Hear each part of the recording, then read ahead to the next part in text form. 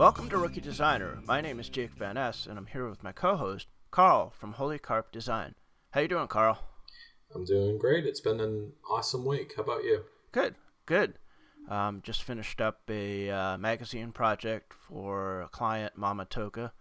It's something I've been doing for a couple of years, and we just put out our 11th issue, so we're pretty excited about that.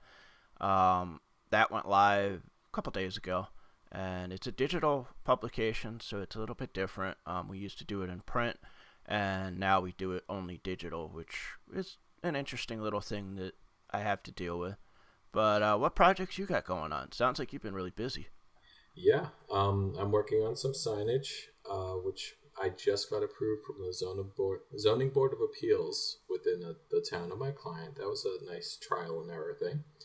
Got a website for a painter, which I've been working on content with.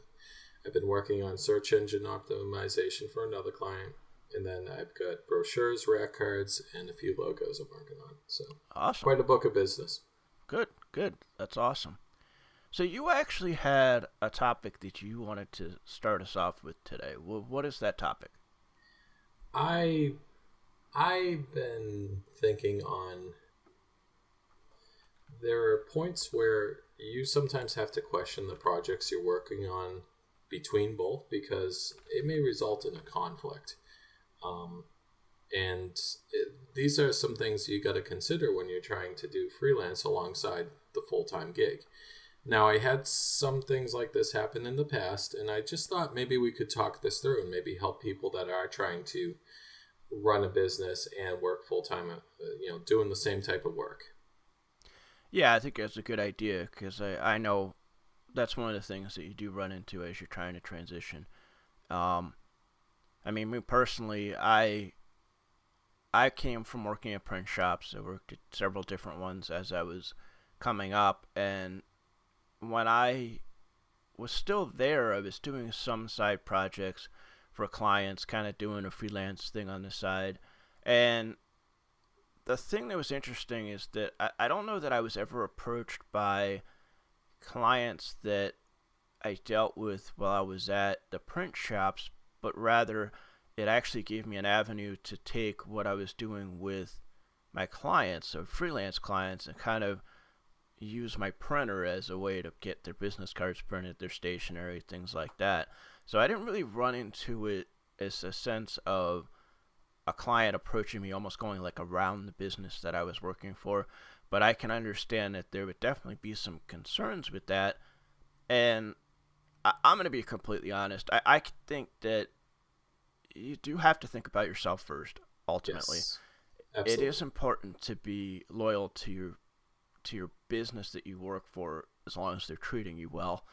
But I think it's important to kind of have those ethics. So why don't you talk about what you think those ethics should be and how somebody should handle something if, say, a client comes to them and says, hey, I really like the work you did for so-and-so company that you work for. Would you be interested in doing some work for me directly? Like, what are your thoughts on that ethically, and how would you handle that? So I was trying to map out a simple little flow chart that says, let's talk about potential conflicts. Now, branching off this, you have a couple options. When someone approaches you with, hey, let's do a side gig, there are some questions you should ask for yourself before proceeding. First off, don't shut it down right away. It could be work that's completely different. But if the work mirrors the current work you're already doing, whether you're subcontracted by someone or you're working in a space where, say you were working with a sign shop and they wanted you just to do the signage design and get it produced elsewhere, that's a direct conflict of who you're working with. If you take on that work, you are going to violate your relationship with your own person that's employing you to do that. And you're also breaking the trust with the client, because if you're going to go off and do that work without, just hitting the pause button to kind of explore it, you're showing that you're kind of a little shady in the business practice, I guess. Does that sound right? Yeah, and I think something else to think about too is if your client is coming to you, or your potential client is coming to you and going around that other business what does that really say about their ethics as well?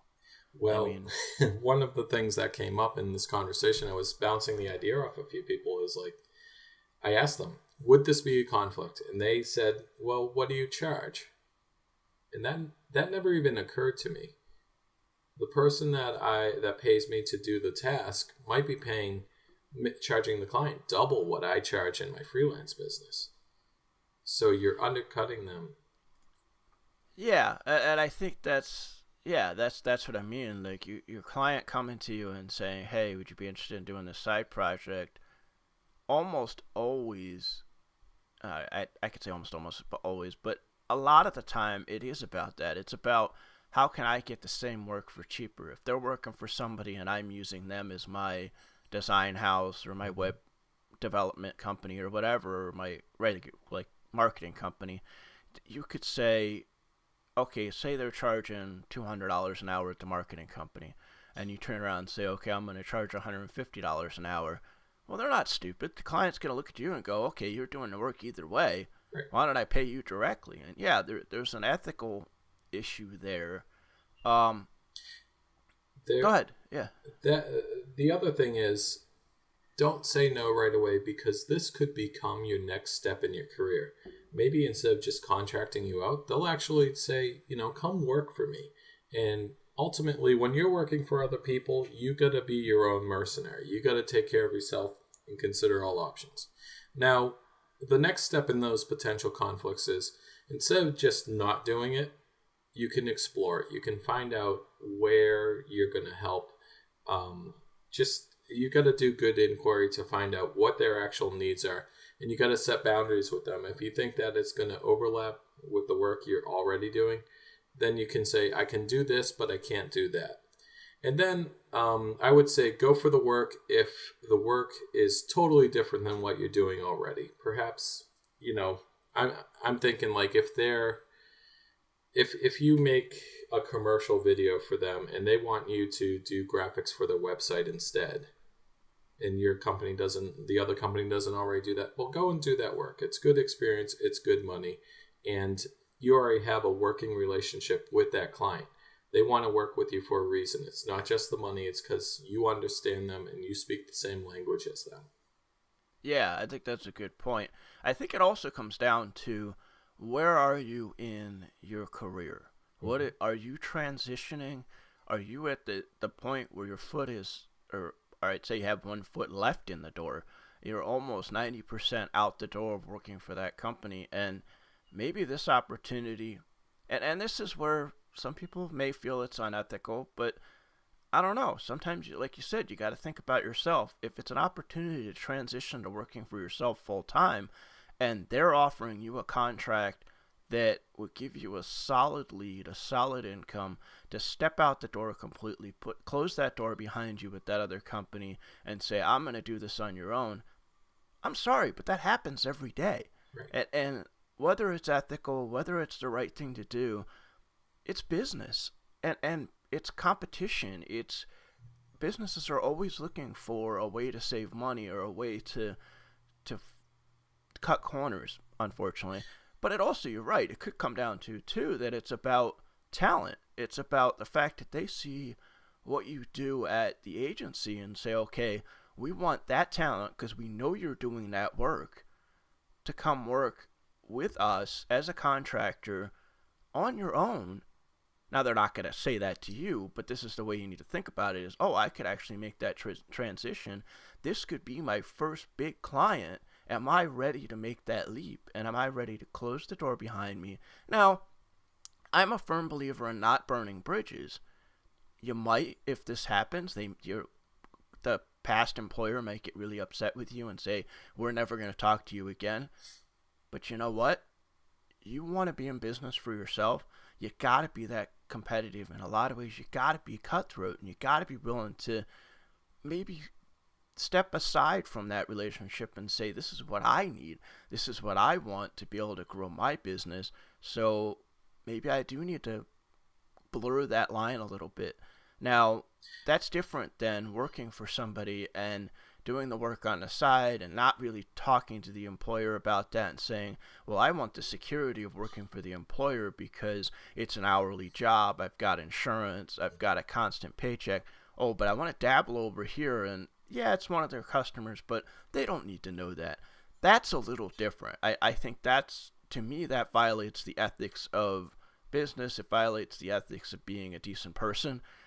But if you're making that transition into your own business, sometimes you got to be cutthroat, and sometimes you got to be a little nasty and say, this is about me. This is about what I want, and be a little selfish about it. So I think there is that thing you have to think about. Right. And ultimately, even under that exploring branch, you don't want to waste an opportunity to refer business out too. If there is work that maybe you're uncomfortable doing because the line's a little too blurred, well, you probably know designers of equal caliber. And we've talked about this.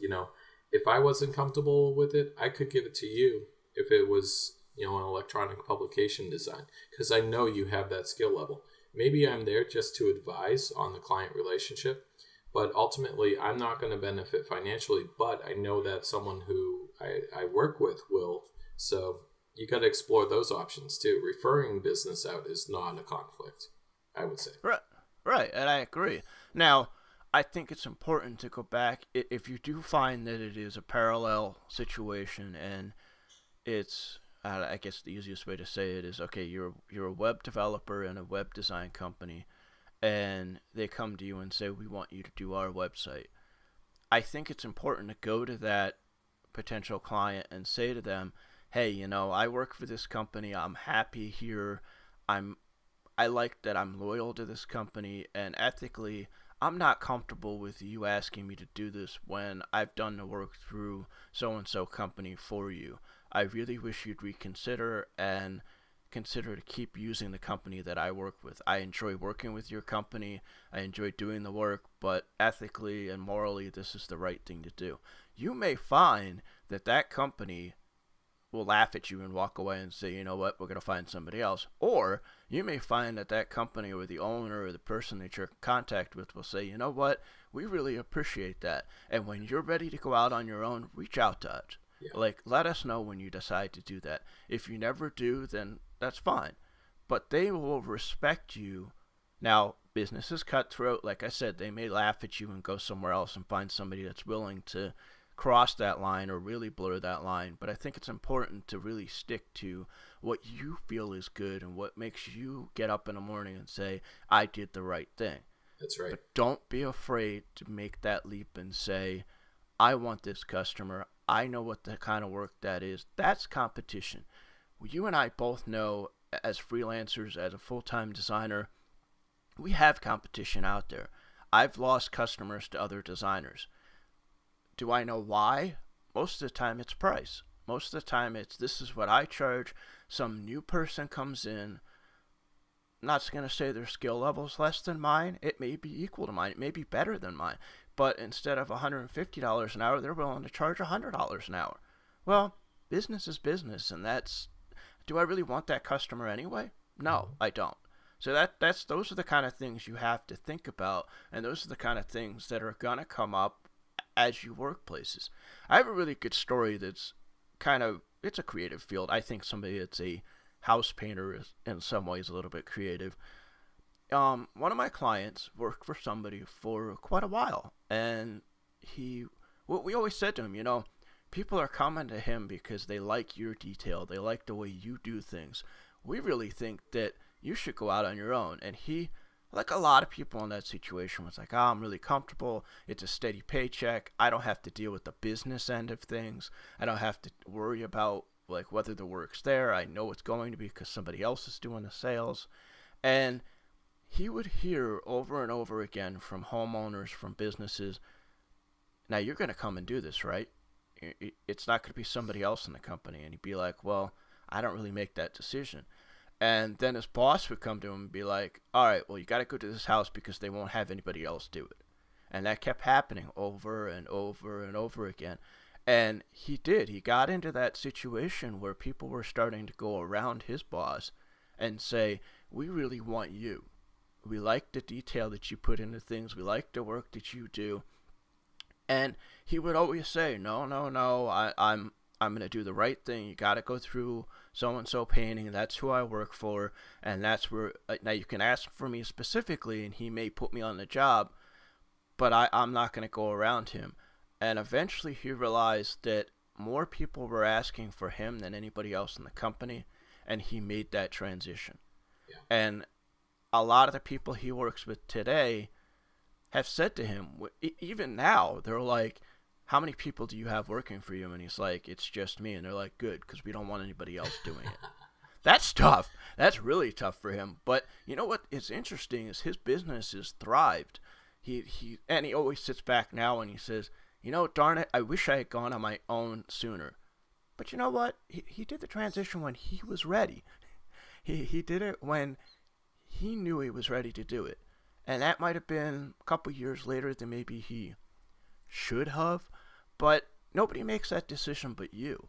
But it was really interesting for him to realize that those clients were really pulling for him and almost pulled him out of that position and pulled him out of that business because he did good work. And that's the other thing, is always remember, when you work for somebody else, yes, you're doing the work for somebody else. You're doing it to make them money. But people are going to find out who you are, and they're going to start realizing that it's really your work, that the head of the company is just a figurehead. Now, they may do some work as well, but they're a figurehead, and who really does the work, a lot of times that's how you end up going out on your own. So I like that story because it's a good friend of mine. He's basically my longest client. It was the client that I did my first logo for, and now he's on his own, and it was a really interesting thing to see happen to him. And it fits right along this same thing of parallel work and whether you can cross that line and whether it's ethically okay to do that. It's a tough position to be in, but I think it's important to remember that ultimately it's about you. It's about your business, about your future and your career. If you want to transition into a full-time designer on your own, or to build your own design firm or your own web development firm, you got to make that decision. And sometimes you do have to cross that line. It's whether you cross that line and do it in a way that is backstabbing, or whether you do it in a way that is professional, business oriented, and say, okay, I'm going to make that transition to start my own business. I mean, I could tell you hundreds of stories. I mean, it happens all the time. And owners get mad. They're going to get frustrated with that. But I'm sorry, you're the owner. No one works as hard as you. No one hopefully gets paid as much as you do to own that business. You have employees. Those employees are not going to have the loyalty. They're not going to have the work ethic as you do as the owner.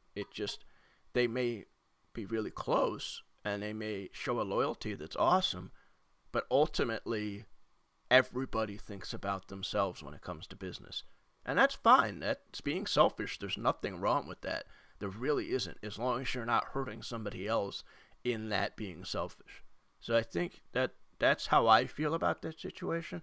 It's kind of gray. It really is. And I think that's what makes it difficult. It's really tough to deal with that. Two thoughts popped in my mind as you were talking about that. One was, why was his boss not selling that your friend as a service? If he was that good, he could have been sold as a service, an appointment type of service, that kind of thing. Yeah, and I agree with you. And I think a lot of that comes down to jealousy, concern, because as a business owner, and I can even say this as I work for myself. I've got my own business, and I do 99% of the work because I hate letting go of things. But I could see that too, where if I were to hire a designer to come in and work with me, my number one concern is, are they going to steal my clients?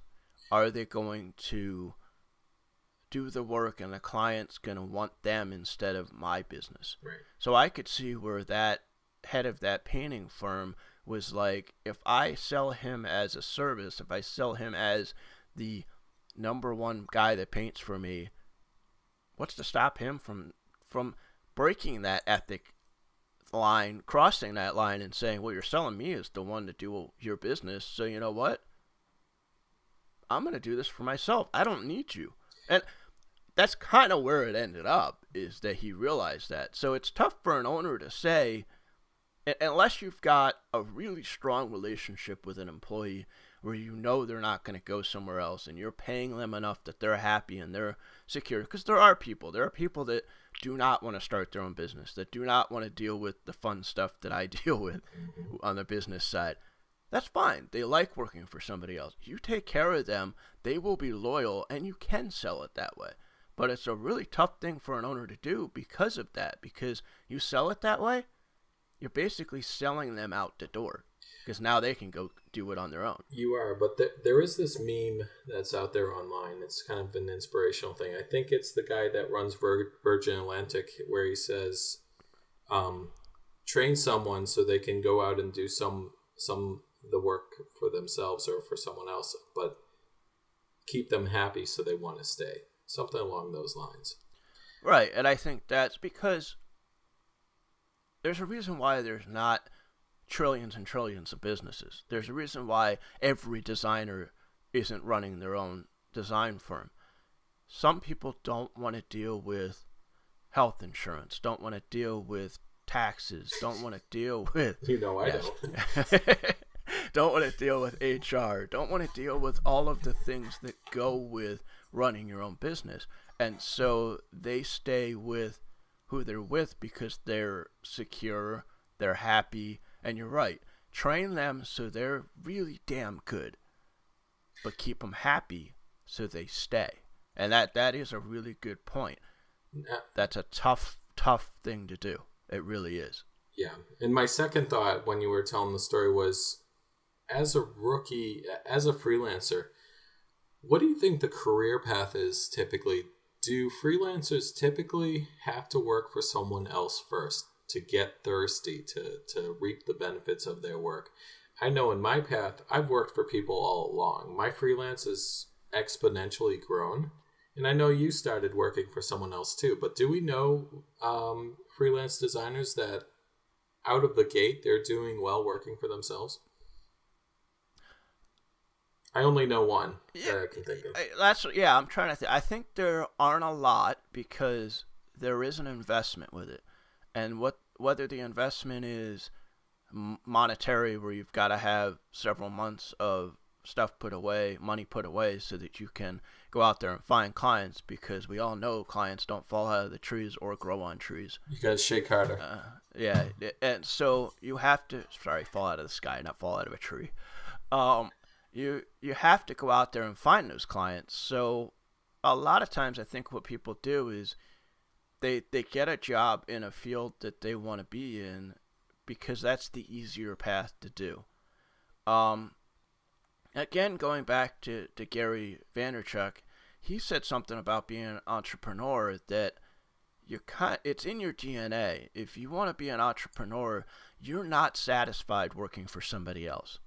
And I think that doesn't mean you won't, but that means that you're always restless and you're always like, I got to do this on my own. I got to do something on my own. I have another idea. I think freelance designers can be that way too. And I think you and I are very similar in that way that, I wanted to be on my own, but to be completely frank, I was scared.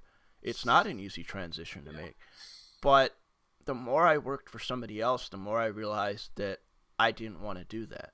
Now, according to Gary Vaynerchuk, he doesn't feel that that's a true entrepreneur. That's somebody who has entrepreneur tendencies, but somebody who wants to be an entrepreneur from the start says, I want to start a business. I have this idea. So I think freelancers or graphic designers, web designers coming out of school or deciding to do it on their own can do that. But I think, I'll be honest with you, I think it's easier to go work for somebody else and then eventually transition into your own business because you can actually establish a base. So you work for somebody else and you get a few clients and that grows and you're in a perfect situation. I mean, you are the epitome of that. You work for somebody else and you have your freelance business and you're seeing that grow, and eventually you can look at that and say, do I just want to continue to do this the way I'm doing it, or do I want to transition into this full time and become a full time designer on my own.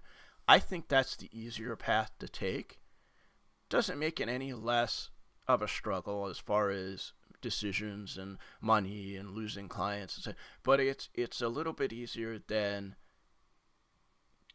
basically coming out of school or making the leap and basically jumping in the water and saying, the hell with it, I'm going to try this and see what happens, and falling on your face or not falling on your face and being successful.